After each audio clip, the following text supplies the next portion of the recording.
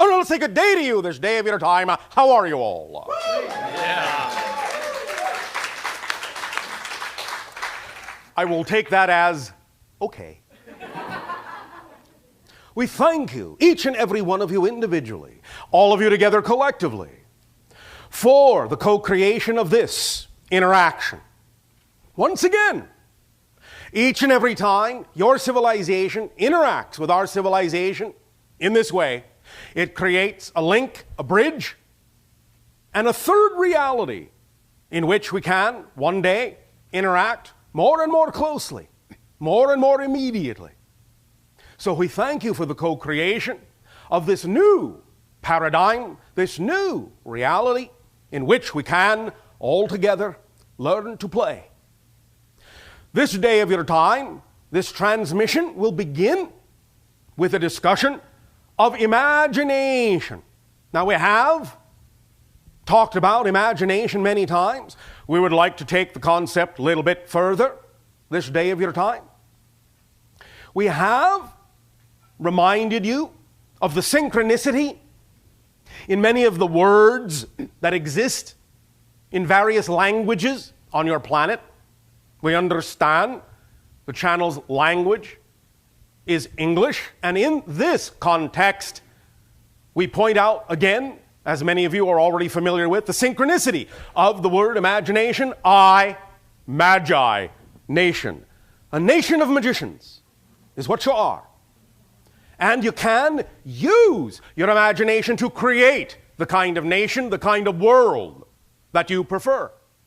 Imagination is an extremely powerful tool, and we will discuss in what ways this is so and how you can apply your imagination in very powerful ways to allow and to create the kinds of changes that you would prefer to represent within your lives, individually, and again, within your lives, collectively, globally.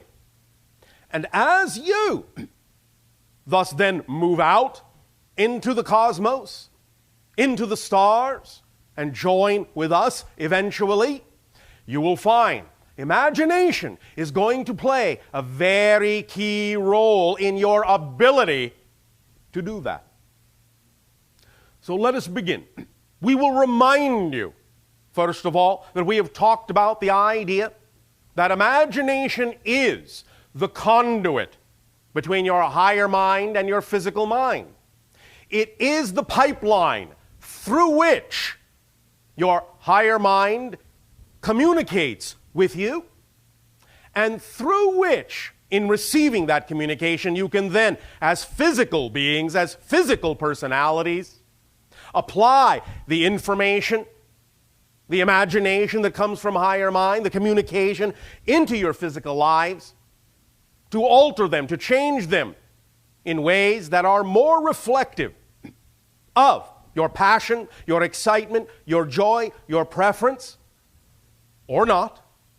It is up to you to use this positively or negatively. It is up to you. But imagination is the key to allow an alignment to occur. And if you are willing to use your imagination without filtering the communication from your higher mind through belief systems that contain fear, then you will find that the outcome can always be a positive one, and you can always amplify and magnify that in any direction, in any area of your lives whatsoever, no matter what. Higher mind, again, I remind you, has the far-seeing point of view. It stands on the mountaintop. It can see all the pathways you could possibly take in life, and it guides you toward the path of least resistance, the path that is most truly you. As we have said many times, the vibration of excitement, the vibration of passion is what functions like the compass needle. It is your magnetic north to your true self. By following your passion, by following your excitement, by pointing the needle in that direction only, you will always be completely, purely, squarely on the path that is most truly you, your core, true, natural self. Your imagination is the conduit through which your higher mind can guide you in this very easily, if you allow it to be effortless, which you can.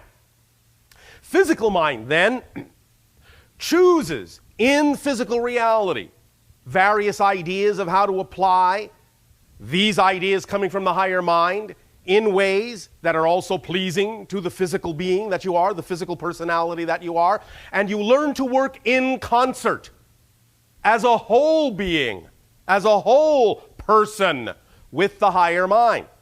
For if the physical mind thinks that it must take on the job of figuring everything out, how is this going to happen? How can I make this happen? How can I bring everything together to get this to happen? If the physical mind thinks that it must be the only one doing that job, it is going to be burdened, it is going to be weighed down, it is going to be tired.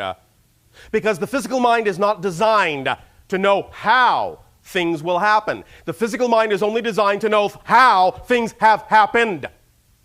The idea is thus then to trust the higher mind to let you know that if the higher mind is sending you information that pushes you in the direction of your passion and you trust that, what the higher mind is telling you is that by following your passion, the how will be taken care of, because the higher mind can see how you're going to get there, and the translation of that how through the imagination is the physical sensation of excitement, joy, passion, and love. That's how the higher mind speaks to the physical mind through the conduit of imagination, with those feelings, those vibrations, those energies, those pictures.